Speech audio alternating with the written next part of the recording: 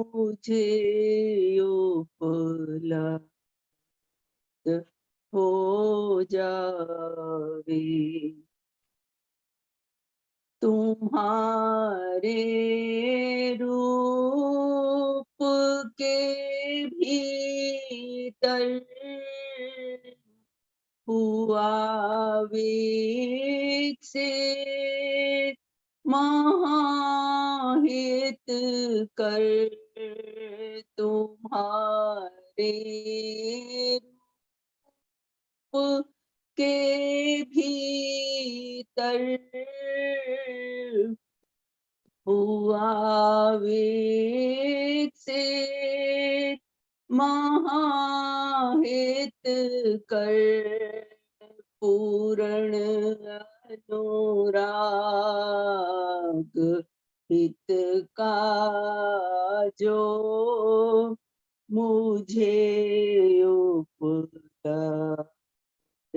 हो जा। पूर्ण अनुराग हित का जो मेरे सन्मुख वो आ जावे। सत और शुभ खिलाने का अशुभ मिथ्या मिटाने का। सत और शुभ के लाने का अशुभ मिथ्या मिटाने का है धारा लक्ष्य तुमने जो मेरे सन्मुख वो आ जावे। है धारा लक्ष्य तुमने जो मेरे सन्मुख वो आ जावे। उठाए दुख तुमने जो किए हैं त्याग तुमने जो उठाए दुख तुमने जो किए हैं त्याग तुमने जो निराली वे छवि तुमरी मेरे सन वो आ जावे। निराली वे छवि तुमरी मेरे सन्मुख वो आ जा। नीच जीवन मिटाने का धर्म जीवन के लाने का। नीच जीवन मिटाने का धर्म जीवन के लाने का किया है कार्य तुमने जो मेरे सन्मुख वो आ जावे। किया है कार्य तुमने जो मेरे सन्मुख वो आ जावे। मेरी ये कामना भगवन, मेरी ये भावना भगवन, मेरी ये कामना भगवन, मेरी ये भावना भगवन, तुम्हारा रूप जो भगवन मेरे सन्मुख वो आ जावे। तुम्हारा रूप जो भगवन मेरे सन्मुख वो आ जावे। तुम्हारे रूप की महिमा मुझे उपलब्ध हो जावे। शुभ। शुभ बहन जी, बहुत बहुत धन्यवाद। शशि अग्रवाल जी है? शशि जी, जी हाँ, अग्रवाल साहब जी, वो भजन गाए जी 111 पेज पे, भगवान हृदय पे मेरे अधिकार हो तुम्हारा। ठीक है श्रीमान जी, धन्यवाद जी। शुभ शुभ शुभ। भगवान हृदय पे मेरे अधिकार हो तुम्हारा, भगवान हृदय पे मेरे अधिकार हो तुम्हारा, अपनत्व मेरी जाए, अधिकार हो तुम्हारा, अपनत्व मेरी जाए, अधिकार हो तुम्हारा, भगवन हृदय पे मेरे। मेरी जो वासनाएं मेरी उत्तेजनाएं, मेरी जो वासनाएं मेरी उत्तेजनाएं, उन सब पे मेरे भगवन अधिकार हो तुम्हारा, उन सब पे मेरे भगवन अधिकार हो तुम्हारा, भगवन हृदय पे मेरे।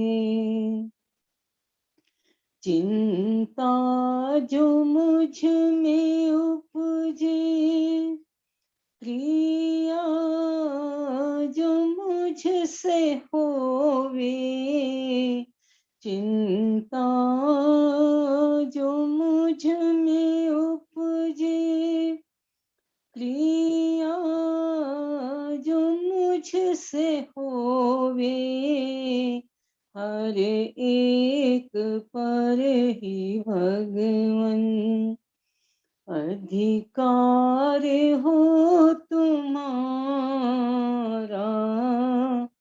हर एक पर ही भगवन अधिकार हो तुम्हारा,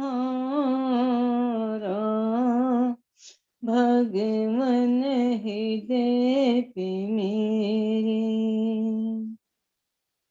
मेरी ये विनती है दर पर तुम्हारे आकर, मेरी ये विनती है दर पर तुम्हारे आकर, हर हाल में ही भगवन अधिकार हो तुम्हारा, हर हाल में ही भगवन अधिकार हो तुम्हारा, भगवन हृदय पे मेरे अधिकार हो तुम्हारा, भगवन हृदय पे मेरे। शुभ शुभ, सबका शुभ। बहुत बहुत धन्यवाद। सब धनुषबंदियों को मेरा प्रणाम, सुप्रभात, सुस्वागतम। बहुत बहुत सम्मान के योग प्यारे धर्म साथियों, अभी हमने ये भजन सुना, तुम्हारा रूप जो भगवान मेरे सम्मुख वो आ जावे, तुम्हारे रूप की महिमा मुझे उपलब्ध हो जावे।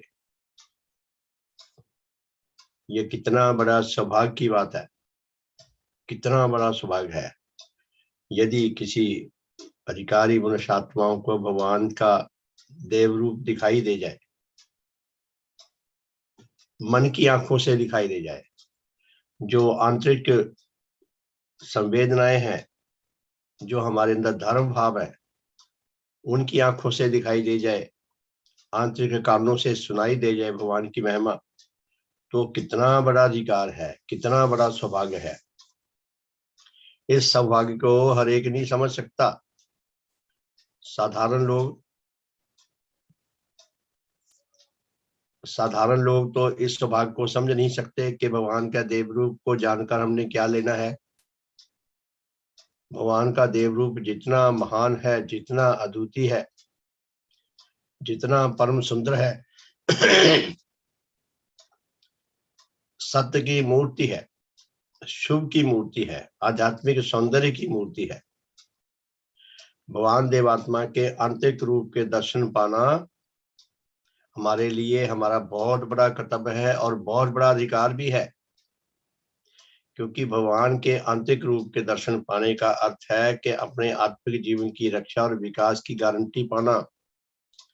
हमारे अस्तित्व में सबसे मूल्यवान, सबसे जरूरी, सबसे प्रमुख हमारा अपना आत्मा है। इस आत्मा को लेकर ही हमारा ये जीवन है। हमारे जीवन की ये रंगीनियां हैं, खुशियां हैं, सुख सुविधाएं हैं। हमारे जीवन में तरह तरह के सुख हैं, आनंद है। यदि हमारा आत्मा ना रहे तो हमारे लिए सारा संसार बिल्कुल शून्य है। वो कहावत है ना कि आप मरे जग परलय, कि यदि कोई जन मर गया तो समझो उसके लिए तो सारी दुनिया में प्रलय आ गई। इतना हमारा अमूल्य, इतना मूल्यवान हमारा ये आत्मिक जीवन।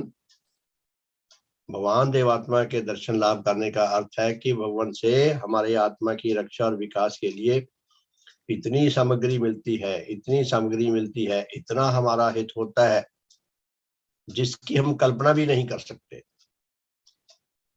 तुम्हारा रूप जो भगवान मेरे सम्मुख वो आ जावे, तुम्हारे रूप की महिमा मुझे उपलब्ध हो जावे, कि हे सतगुरु मैं आपके देव रूप का बोध पा सकूं। ये जितना महाकठिन है, जितना जरूरी है, जितना ये तीक्ष्ण बुद्धि चाहता है, ये विषय ऐसा है, जितना सुंदर हृदय चाहता है, जितना गहरा संग्राम चाहता है, जितनी वैज्ञानिक सोच चाहता है, जितने अपने जीवन के प्रति गहरी निष्ठा चाहता है, गहरी आकांक्षा चाहता है, उतना ही सुंदर, उतना ही कल्याणकारी है। यदि हम ऐसा ना कर सकें, अधिकतर लोग नहीं कर पाते, तो बेचारे बड़े अभागे हैं। भगवान के देव रूप के दर्शन लाभ करने का अर्थ है कि अपने आत्मिक जीवन की रक्षा और विकास की गारंटी पा जाना। तुम्हारा रूप जो भगवान मेरे सम्मुख हो आ जावे, तुम्हारे रूप की महिमा मुझे उपलब्ध हो जावे, कि हे भगवान आपके द्वितीय देव रूप की महिमा जैसी आपकी महिमा है, मुझे उसका बोध हो सके।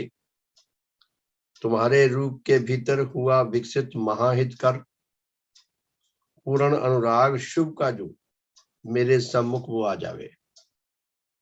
भगवान देवात्मा से पहले ये किसी का विषय नहीं था, और किसी ने संसार में ये बात बताई नहीं, कोई बता ही नहीं सकता था, क्योंकि जो किसी जन्म में ऐसे विषय को जानने के लिए मापदंड पूरे होने चाहिए थे, वो किसी के जीवन में हुए ही नहीं थे।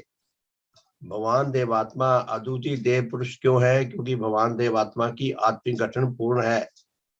विश्व के पहले और अंतिम अस्तित्व भगवान देवात्मा है, जिनकी आत्मिक गठन पूर्ण है। तो ये विषय उन्हीं का ही हो सकता था। तो इसमें भक्त ने क्या प्रार्थना किया? इतना शानदार भजन है कि बस बलिहार जाने को दिल चाहता है कि हे भगवान आपके रूप के भीतर जो शुभ का अनुराग विकसित हुआ है, पूर्ण रूप से विकसित हुआ है, काश मुझे आपके शुभ के अनुराग की महिमा समझा सके, मुझे इसका बोध समझा सके, मुझे बोध मिल सके आपके अनुराग का। हम लोग शुभ के अनुरागी नहीं हैं, हम लोग सुख के अनुरागी हैं। सुख के अनुरागी और शुभ के अनुरागी में बिल्कुल आकाश पाताल का अंतर है। भगवान शुभ के अनुरागी हैं, बिल्कुल एक अद्वितीय, एक नया दर्शन पुण्य भगवान ने दिया है, जिससे सारी दुनिया वंचित थी। और भगवान के आविर्भाव के बाद भी बहुत कम लोग हैं जो भगवान के मिशन के, भगवान के धर्म के, सच्चे धर्म के आकांक्षी हैं, अधिकारी हैं। हमारा कितना बड़ा सौभाग्य। मैं तो खुद अपने ऊपर बड़ा हैरान होता हूँ कि मुझे ये इतना बड़ा सौभाग्य कैसे मिल गया। इस दुनिया में लाखों करोड़ों नहीं, अरबों खरबों लोग होकर चले गए, और बड़े बड़े सांसारिक दृष्टि से जिनका बहुत मान सम्मान था, जो बहुत शक्तिशाली थे, जो राजे महाराजे थे, जिनके नाम की तूती बोलती थी, जिनसे दुनिया कांपती थी, जो धर्म के प्रति गहरी अनुरक्ति रखते थे, उनको भगवान के शिक्षा को पाने का सौभाग्य नहीं मिला। जो मुझे तुझको मिल गया, हम सबको मिल गया। भगवान की महिमा को महसूस किया करें, उनकी कृपा को महसूस किया करें कि हमारा कितना बड़ा सौभाग्य। हमारे पूर्वजों ने कैसी हमें आत्मिक पूंजी दे दी कि भगवान और उनके महान शिष्यों ने हमको चुन चुन कर भगवान के श्री चरणों में ले आए। तुम्हारे रूप के भीतर हुआ विकसित महाहित कर, पूर्ण अनुराग शुभ का जो मेरे सम्मुख वो आ जावे। अर्थात काश मुझे आपके शुभ के अनुराग का बोध हो सके, सत्य और शुभ के लाने का, अशुभ मिथ्या मिटाने का। कि हे भगवान आपने धर्म विषय के सत्य लाने का और धर्म विषय के शुभ लाने का जो बीड़ा उठाया है, और इसके ठीक विपरीत धर्म विषय की जितनी भी मिथ्याएं हैं, जितनी भी बुराइयां हैं, उनको नष्ट करने का जो आपने पीड़ा उठाया है, सत्य शुभ के लाने का, अशुभ मिथ्या मिटाने का, है धारा लक्ष्य तुमने जो मेरे सम्मुख वो आ जावे। कि हे भगवान, आपके जीवन व्रत का मुझे बोध हो सके। भगवान के जीवन व्रत का बोध होने का अर्थ क्या है? कि भगवान का जीवन व्रत हमारा जीवन व्रत बन सके। कितना शानदार, कितना भव्य गीत है। उठाए दुख तुमने जो, किए हैं त्याग तुमने जो। सातों त्याग पड़े। जैसे हमारी आंखें होंगी, जैसे हमारे कान होंगे, जैसी हमारी बुद्धि होगी, जैसे हमारे भाव होंगे, जैसे हमारे बोध होंगे, भगवान का देव रूप हमें वैसा ही थोड़ा थोड़ा समझाएगा। यदि हमारे बोध तीक्ष्ण हो, यदि हमारी बुद्धि तीक्ष्ण हो, यदि हमारा मंथन तीक्ष्ण हो, यदि हमारे भाव तीक्ष्ण हो, तो भगवान का देव रूप जितना सुंदर नजर आएगा, जितना भव्य नजर आएगा, जितना अति कल्याणकारी मूल्यवान नजर आएगा, उसकी महिमा नहीं गाई जा सकती। कि हे भगवान, आपने जो दुख उठाए हैं अपने इस जीवन व्रत को सिद्ध करने के लिए, आपने जो त्याग किए हैं अपने इस जीवन व्रत को सिद्ध करने के लिए, आपके देव रूप की जो निराली छवि है, जो अति अलौकिक है, अद्वितीय है, परम सुंदर है, परम हितकर है, परम कल्याणकारी है, काश आपकी इस अद्वितीय छवि का मुझे बोध हो सके। कितनी बड़ी कामना, इससे बड़ी कामना कोई हो ही नहीं सकती। नीच जीवन मिटाने का, ऐसे भगवान आए जो पापियों को मारने के लिए आए थे, तो क्या पापी मर गए? आज से 10,000 साल पहले संसार की ऐसी भयानक हालत नहीं होगी जितनी आज है। आज युद्ध आसमान में लड़े जाते हैं, आज जैविक हथियार चलाए जाते हैं। बस हथियार चला दिया। ये जो हम कोरोना का सामना कर रहे हैं, ये जैविक युद्ध ही तो है। कि शत्रु युद्ध कर रहा है, शत्रु आक्रमण कर रहा है, इसका पता भी नहीं चल रहा, और हम उसके आक्रमण की जद में आ गए और तिल तिल करके, घुट घुट करके मर रहे हैं। जैविक युद्ध की ओर चला गया इंसान। परमाणु बम तो बहुत छोटा सा रह गया इसके पीछे। जो देश परमाणु बम चलाएगा, दूसरे देशों को पता लगेगा इसने चलाया है, उसके ऊपर भी बहुत चलाएंगे। अब जैविक युद्ध का जब पता नहीं चलेगा कि किसी से कहां से वायरस क्या छोड़ दिया, तो उस शत्रु का सामना कैसे करेंगे? ऐसे भयानक अवस्था में, ऐसे भयानक दशा में भी आजकल इसकी फिल्म की बड़ी चर्चा हो रही है, कश्मीर फाइल। ये तो एक स्टेट का इतिहास है पिछले 30 साल का। हजारों सालों का इतिहास, सारी दुनिया का कितना भयानक होगा उसका अनुमान लगा सकते हैं। नीच जीवन मिटाने का, धर्म जीवन के लाने का, किया है कार्य तुमने जो मेरे सम्मुख वो आ जावे। कि हे भगवान, आपने सारी मानवता के नीच जीवन से मुक्ति देने, उनको उच्च जीवन में ढालने के लिए जो अद्वितीय कार्य संपादन किया है, जिस कार्य को आपने हाथ में लिया है, निरंतर आप उसके लिए संग्रामशील है। अब भी परलोक से भगवान देवता संग्राम कर रहे हैं। कितने गहरे संग्राम करते हैं हम नहीं जानते। काश हमें भगवान के ऐसे अद्वितीय देव रूप का बोध हो सके। मेरी यह कामना भगवान, देखिए कितनी मूल्यवान कामना है। ये भगवान की ज्योति में ही कामना उठती है, और वो भी करोड़ों मनुष्यों में से किसी किसी के मन में, हर एक के मन में नहीं। मेरी यह कामना भगवान, मेरी यह भावना भगवान, तुम्हारा रूप जो भगवान मेरे सम्मुख हो आ जावे।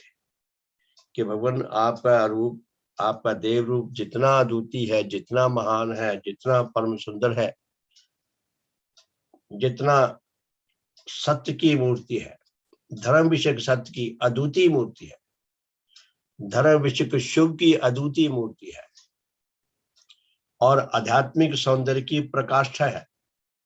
ये सतगुरु आपका ऐसा अद्वितीय, ऐसा परम सुंदर, ऐसा परम हितकर, हर पल स्मरणीय, जो अद्वितीय आदर्श देव जीवन है, जिसका अनुसरण सारी मानवता के लिए परमावश्यक है। ये प्रकृति का फतवा है, नेचर का फतवा है कि भगवान के देव रूप का अनुसरण करो।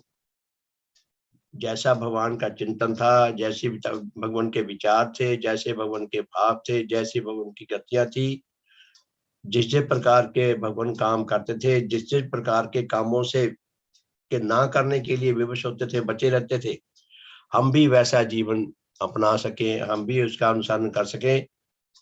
इन सब के पीछे एक कॉमन फैक्टर है कि हम सबके आत्म कल्याण का मार्ग प्रशस्त होगा। काश हम भगवान के प्रति इतने गहरे तौर पर भगवान के साथ जुड़ने के लिए प्रयासरत हो सके, हृदयगत उच्च भावों से प्रयासरत हो सके, उच्च खुशियां, उच्च रस लाभ करते हुए। जिस काम में रस ना मिले, इंसान उस काम को इतना सुंदर ढंग से कर नहीं पाता, कई बार बीच में छोड़ छाड़ देता है। तो भगवान देवात्मा का अद्वितीय कार्य जो है, ये सब प्रकार से परम हितकर है, परम कल्याणकारी है और उच्चतम रस देने वाला है। हम भगवान के प्रति जितने अनुरक्त हो सके, उतना ही हमारे भले का मार्ग प्रशस्त हो सकता है। मेरा हो सकता है, आपका हो सकता है। काश हम भगवान के प्रति सच्चे अर्थों में समर्पण भाव से उनके प्रति जुड़ सके, उनके साथ उनके सच्चे अर्थों में शिष्य बन सके। भगवान की शुभ आज्ञाओं में चल के हमारे जीवन की रक्षा है, हमारा विकास है। ऐसे अद्वितीय गुरु का मिल जाना कोई साधारण बात नहीं, ये बहुत बड़ा सौभाग्य है। ऐसा सौभाग्य जिसकी तुलना में शेष सारी उपलब्धियां बहुत उच्च है। तो भगवान देवात्मा के देव रूप के प्रति हम नतमस्तक होके उनके श्री चरणों में छोटी सी प्रार्थना करके आज के विषय को आगे उस पर विचार करेंगे। हे परम पूजनीय सदैव श्री देव गुरु भगवान, एकमात्र आप ही सत्योपास्य देव हैं। आप अद्वितीय धर्म ज्योति एवं अद्वितीय आध्यात्मिक बल से सुसज्जित धर्म जगत के देव सूर्य हैं। एकमात्र आप ही सद्धर्म प्रवर्तक हैं, सर्वहित संपादक हैं। आप सब अधिकारी आत्माओं के सर्वांग कल्याण करता है। आप चारों जगतों का हर प्रकार से हित संपादन करते हैं। हे भगवान, हे सतगुरु, आपके देव ज्योति एवं देव तेज से सुसज्जित अद्वितीय देव जीवन को सद्धर्म प्रवर्तक, सर्वहित संपादक, अद्वितीय सत्य उपास्य देव रूप को सम्मुख लाकर हम अति तुच्छ आपके श्री चरणों में बारंबार कोटि कोटि प्रणाम करते हैं, आपको बारंबार धन्यवाद देते हैं। सतगुरु आप धन्य हैं, भगवान आप धन्य हैं। हे भगवान, आपका सब प्रकार से शुभ हो, सब प्रकार से हित हो, सब प्रकार से मंगल हो, सब प्रकार से कल्याण हो। हे सतगुरु, हमें ऐसा शुभ आशीर्वाद प्रदान करें कि हमारा आज का साधन हम सबके लिए अधिक से अधिक हितकर, अधिक से अधिक कल्याणकारी, अधिक से अधिक मंगलकारी हो सके। भगवान, हमें अपनी अद्वितीय देव ज्योति प्रदान करो। हमारा गहनतम आत्मअंधकार सब विनष्ट कर दो। हमारी अज्ञानता, हमारी मूर्खता सब विनष्ट कर दो। हे सतगुरु, हमें अपना अद्वितीय आध्यात्मिक बल प्रदान करो। हमारी आत्मिक दुर्बलता, हमारी नीचता, हमारी कायरता, हमारी दुष्टता, हमारे आत्मिक रोग सब विनष्ट हो। हम शुद्ध पवित्र आत्मा बन सकें, आपके अद्वितीय दान को लाभ करने के सच्चे अर्थों में अधिकारी बन सकें, आपका अद्वितीय दान लाभ कर सकें। जैसा आप चाहते हैं हम वैसा जीवन जीने के योग्य बन सकें। आपके बताए हुए मार्ग पर निरंतर शुभ भावों से चलते रह सकें, सच्चा आत्म कल्याण लाभ कर सके। इस मार्ग में और जो कोई सौभाग्य बन जान आने वाले हो, उनके लिए सच्चे अर्थों में सेवाकारी हो सकें, आपकी प्रसन्नता का हेतु हो सकें। हे सतगुरु, हमें ऐसा शुभ आशीर्वाद प्रदान करो कि हमारा आज का साधन हम सबके लिए अधिक से अधिक कल्याणकारी हो सके, अधिक से अधिक मंगलकारी हो सके। हम सबका शुभ हो, सबका हित हो, सबका मंगल हो, सबका कल्याण हो। बहुत बहुत सम्मान के योग प्यारे धर्म साथियों, कल हमने भगवान देवात्मा ने विश्व के विषय में, नेचर के विषय में जो 4 अमूल्य तत्व बताए थे, अद्वितीय सत्य बताए थे, जिससे सारी मानवता वंचित है, जिसके बिना, जिनको जाने के बिना, जिनको समझे के बिना हमें धर्म का जो वास्तविक रूप है उसकी हमारे सम्मुख छवि नहीं बनती। मैं इस बात को ऐसे लिया करता हूं कि जैसे किसी खुले मैदान में हमने कोई प्लाट ले लिया 500 गज का, 1000 गज का, या जिस किसी साइज का भी। अब उस मैदान में पूर्व किधर है, पश्चिम किधर है, उत्तर किधर है, दक्षिण किधर है, उसका हमें कुछ ज्ञान नहीं। और हमने वो प्लाट बनाना है, हम कहाँ से वो प्लाट की नींवें बनानी शुरू करें, किस किस तरफ कितना कितना मोड़े, हमें कुछ नहीं पता। तो पटवारी या इस विभाग के और लोग जो इस कार्य को जानते हैं, हमें उनसे उनका सहारा लेना पड़ता है। और अधिकतर मामलों में अगर वो एरिया अनडेवलप्ड है, अगर वो बिल्कुल भी उसके अंदर विकास का काम नहीं शुरू हुआ, तो पटवारी भी धोखा खा जाते हैं। वो भी गलत निशानदेही कर देते हैं कि आप यहाँ से लकीरें खींच के अपना प्लाट बना लो। पुराने जो मोहल्ले हैं देखे कितने टेढ़े मेढ़े हैं, वो अनडेवलप्ड है। उसी तरह धर्म की गलियां, धर्म की कॉलोनी भी अनडेवलप्ड है। भगवान देवात्मा उसको सुचारू रूप में हमारे सामने लाके हमें उसका सही रूप दिखाना चाहते हैं। तो हमने 4 बातें पढ़ी थी जो भगवान ने बताई कि नेचर के विषय में 4 महान सत्य क्या है। पहला तो बताया कि गठन तत्व, कि नेचर की गठन कैसे हुई है। गठन तत्व के बारे में बताया भगवान ने कि नेचर की गठन क्या है।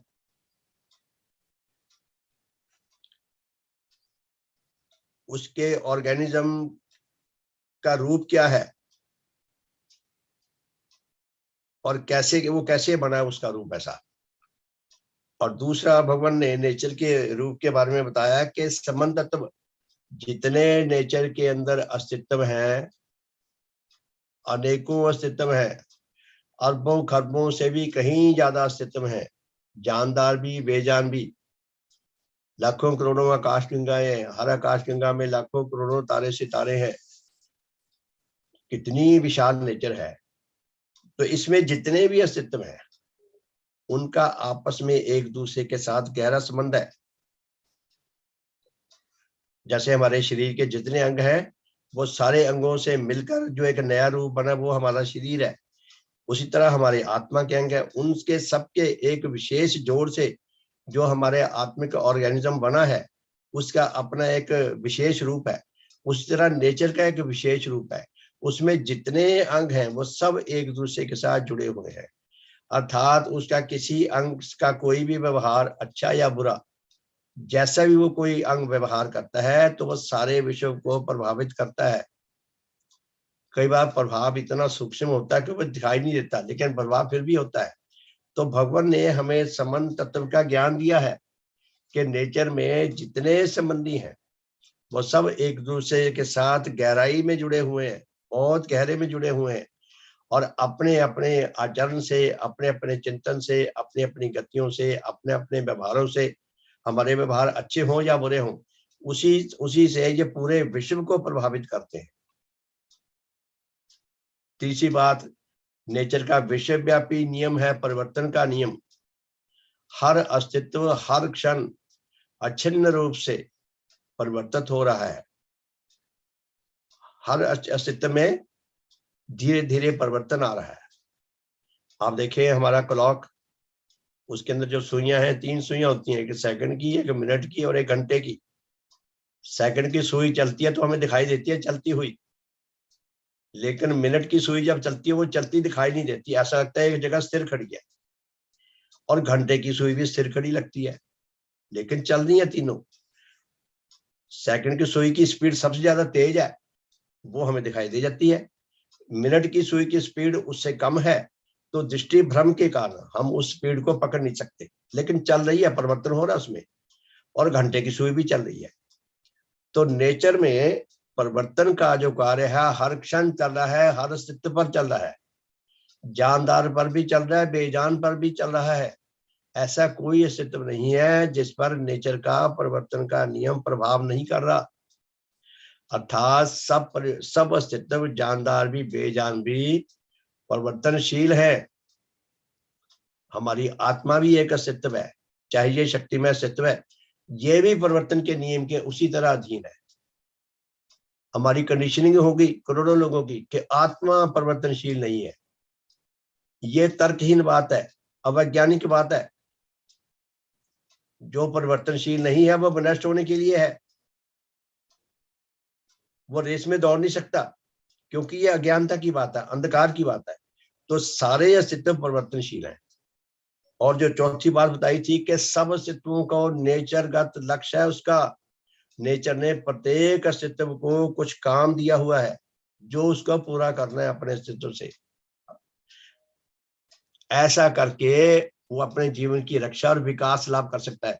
तो प्यारे धर्म संबंधियों, जो नेचर के बारे में भगवान देवात्मा ने ये अद्वितीय सत्य हमें बताए, ये सारे सभी अस्तित्वों की रक्षा और विकास में सहायक हो सकते हैं यदि इनको मिलाकर इनकी जो असल छवि नेचर में बन रही है वो हमें समझ आ सके।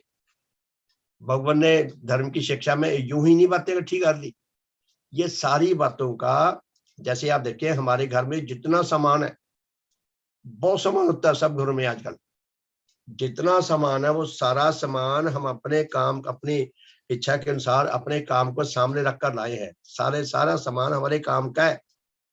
उसी तरह नेचर का जो भगवान ने ज्ञान दिया है, नेचर की कोख से सत्य धर्म पैदा हुआ है, नेचर की कोख से हम पैदा हुए हैं। नेचर के नियमों के अनुसार ही हम जीवित रह सकते हैं, नेचर के विनाशकारी नियमों के अनुसार ही हम मर जाएंगे।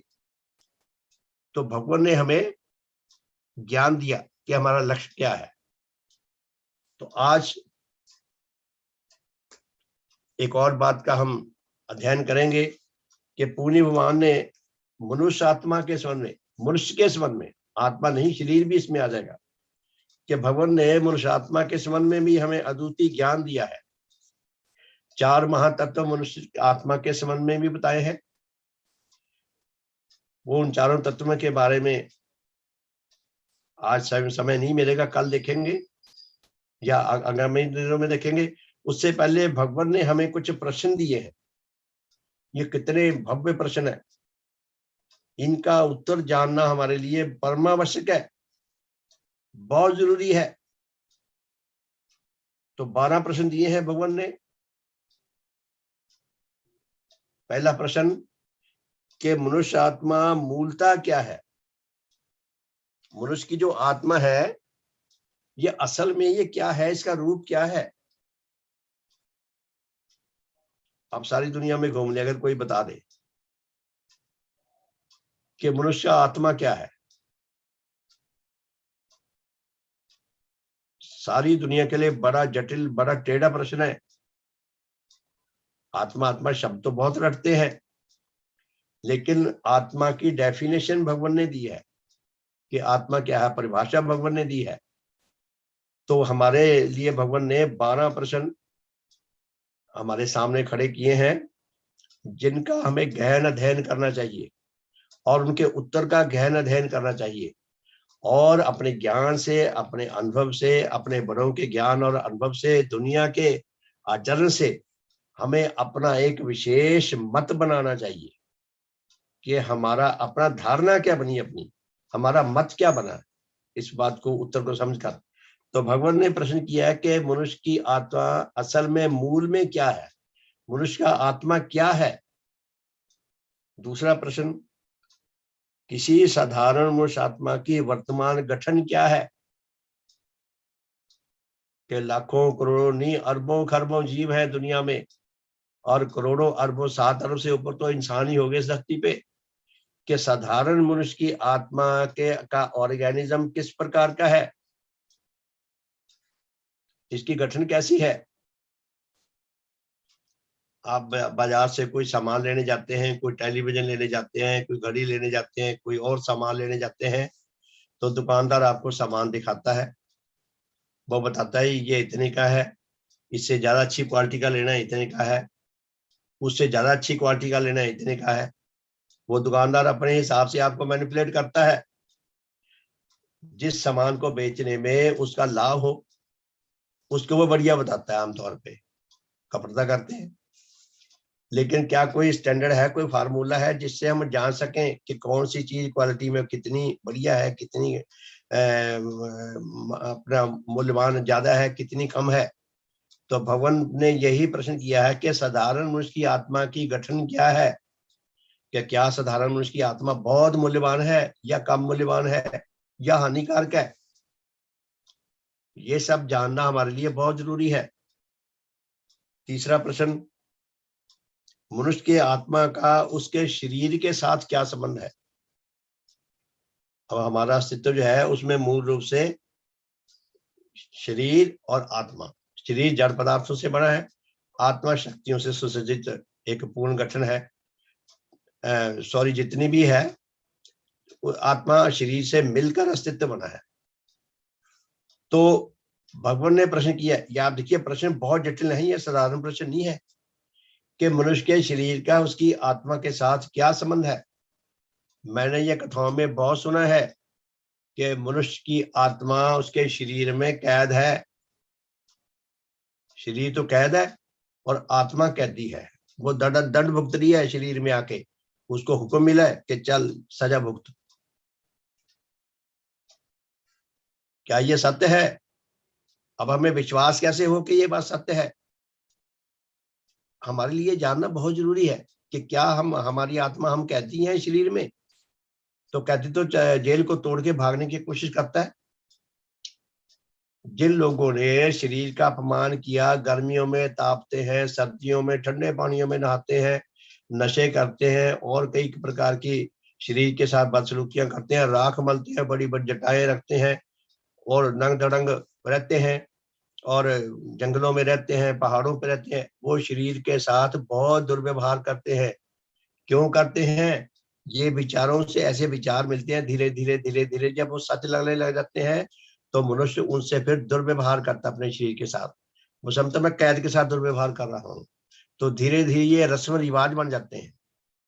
तो मिथ्या विश्वास बहुत हानिकारक होते हैं। तो भगवान ने क्या प्रश्न किया है? ये बहुत बहुत जटिल प्रश्न है, साधारण नहीं है कि मनुष्य के आत्मा का उसके शरीर के साथ क्या संबंध है। कोई मुझसे ये बात पूछे, आपसे पूछे, हमारे पास कुछ उत्तर है देने के लिए?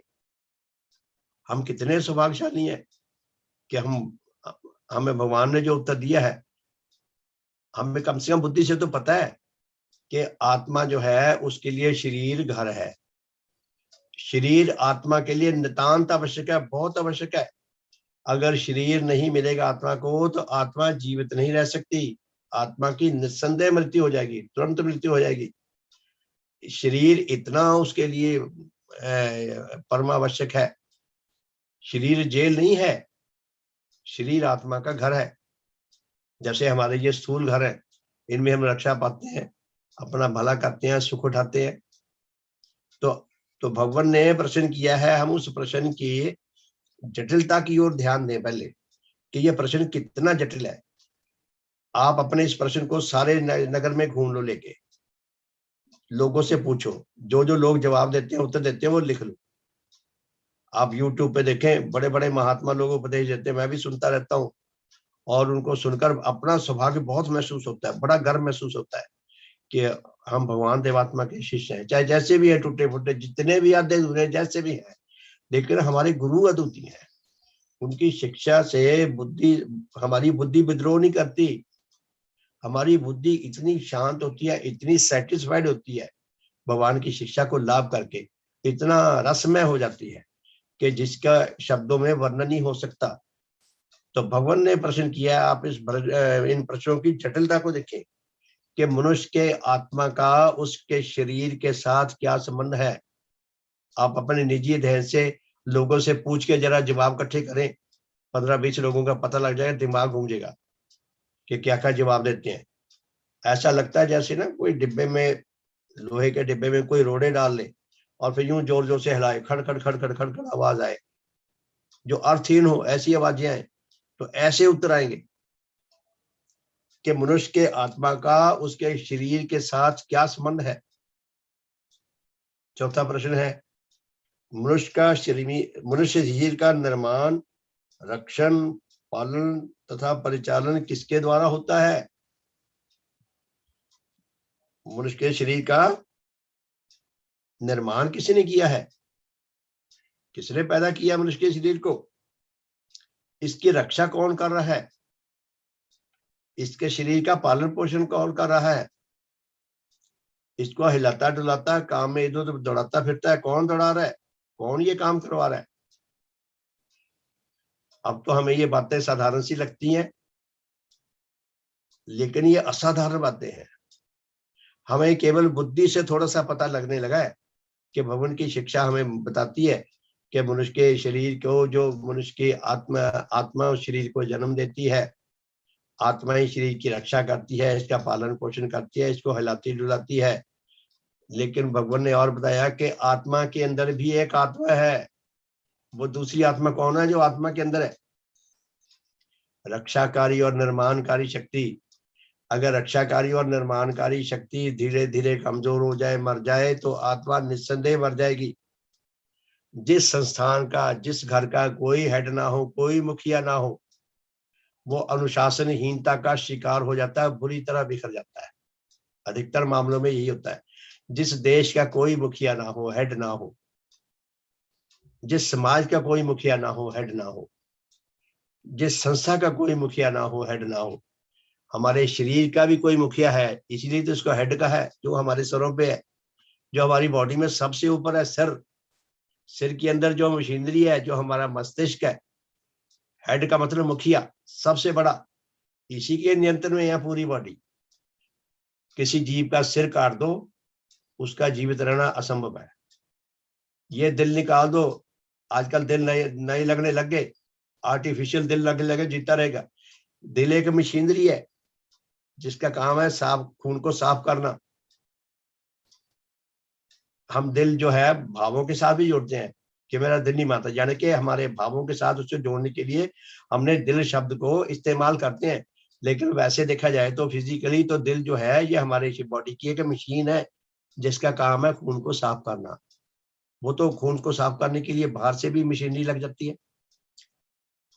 तो मनुष्य का जो शरीर है, इसको आत्मा की एक विशेष शक्ति है, जिसको रक्षाकारी और निर्माणकारी शक्ति भगवान ने बताया कि आत्मा की आत्मा है। अगर वो शक्ति कमजोर हो जाए, मर जाए, हेड मर जाए, तो अनुशासनहीनता का शिकार होकर सारी वो व्यवस्था ही मर जाती है। तो हमारी आत्मा का हेड है, जैसे शरीर का हेड है। तो पांचवा प्रश्न है, भगवान ने बड़ी कृपा करके इतनी जटिल शिक्षा को इतना साधारण शब्दों में हमें हमारे आगे प्रस्तुत कर दिया। हम इसका मंथन किया करें, धीरे धीरे फिर हमें समझ आएगी, हमें अच्छी लगेगी, हमें प्यारी लगेगी, हमारे भले का मार्ग खुलेगा। पांचवा प्रश्न दिया है, मनुष्य आत्मा परिवर्तन के अटल नियम के अनुसार किस किस प्रकार का परिवर्तन लाभ करता है?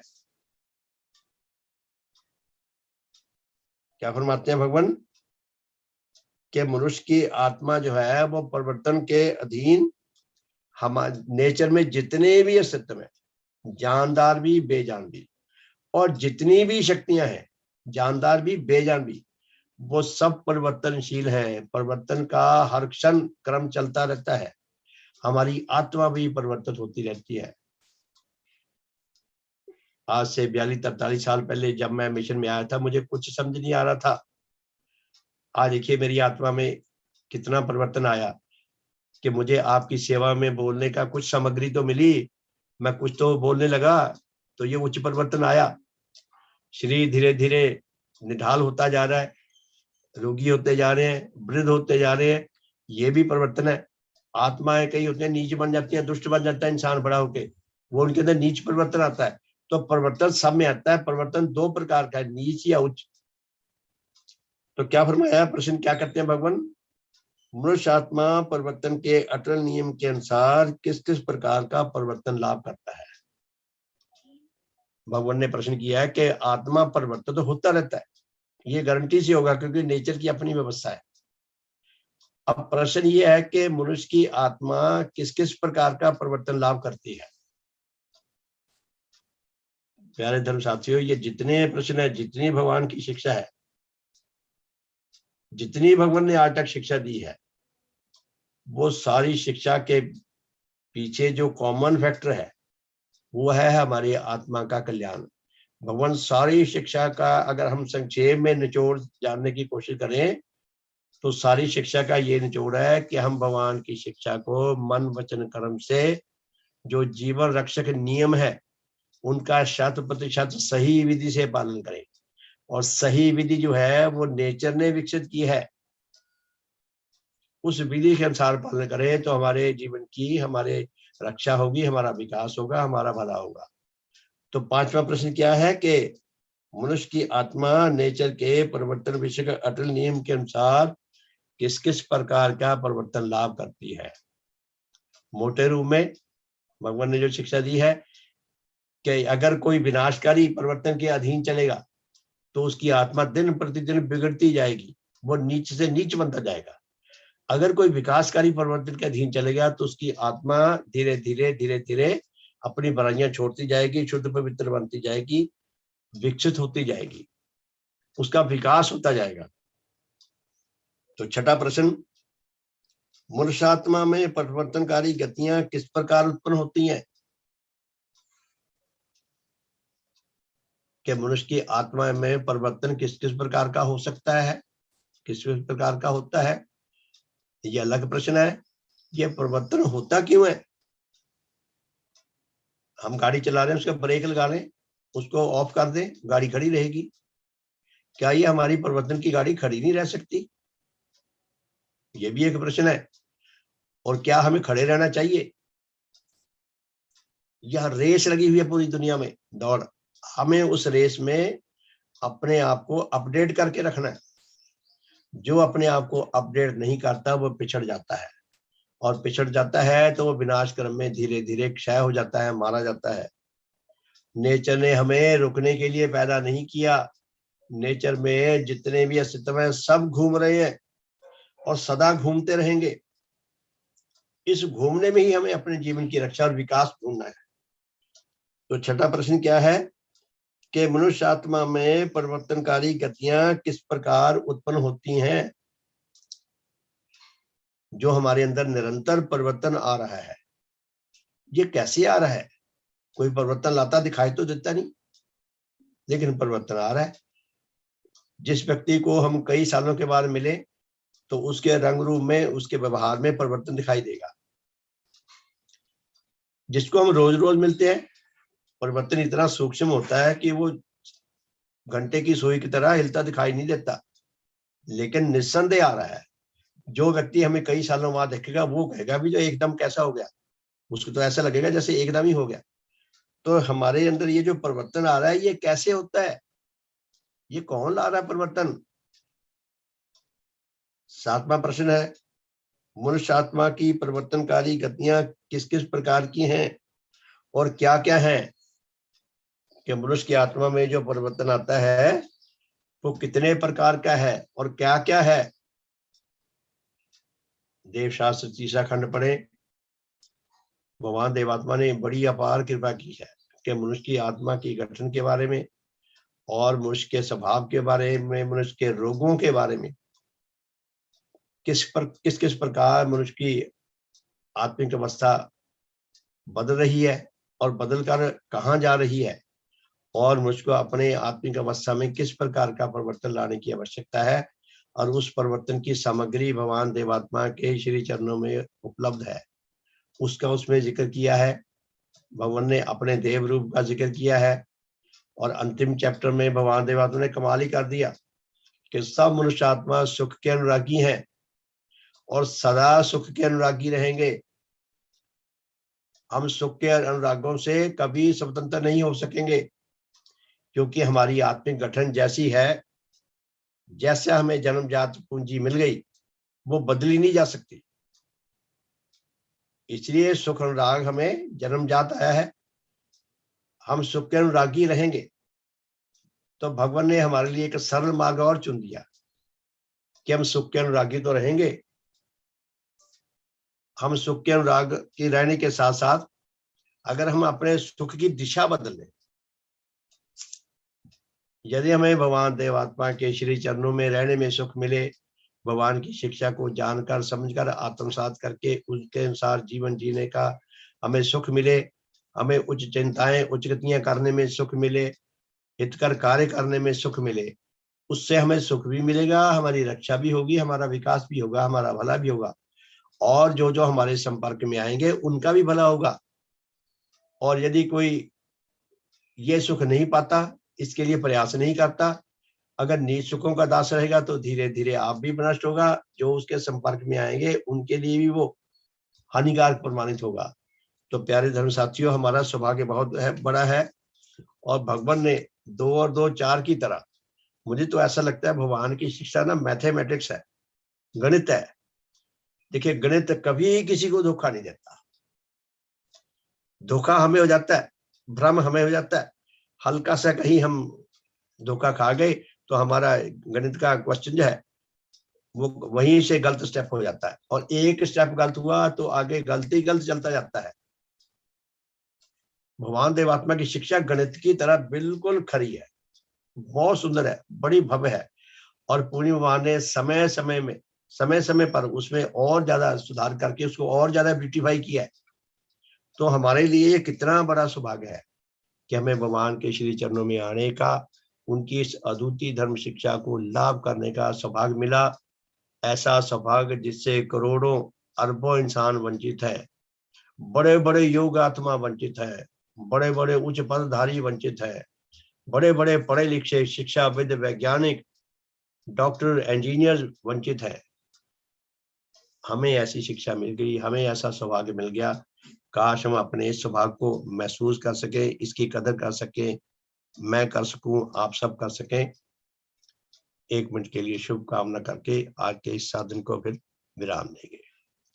हे परम पूजनीय सदैव श्रीदेव गुरु भगवान, हे धर्म पिता, आप धन्य हैं, आप धन्य हैं, आप धन्य हैं। भगवान, आपने धर्म जगत के अद्वितीय धर्म भवन के का निर्माण करके हम तुच्छ आत्माओं को उसमें प्रविष्टि प्रदान की है, बड़ी कृपा की है। भगवान, आप धन्य हैं, आप धन्य हैं। हे सतगुरु, आपका सब प्रकार से शुभ हो, सब प्रकार से हित हो, सब प्रकार से मंगल हो, सब प्रकार से कल्याण हो।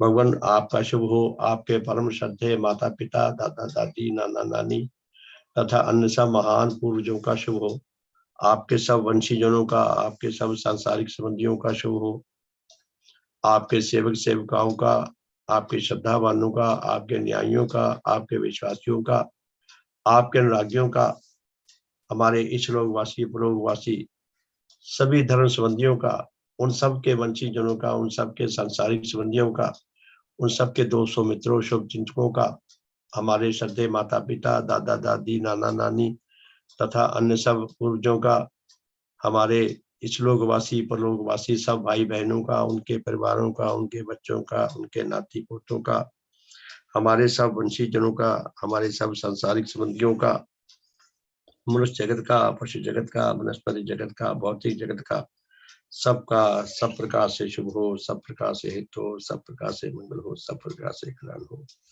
हे सतगुरु, काश नेचर में कोई ऐसी विधि विकसित हो सके जिससे अनाधिकारी आत्मा भी अधिकारी बन सके, उन सबके भले का मार्ग भी प्रशस्त हो सके।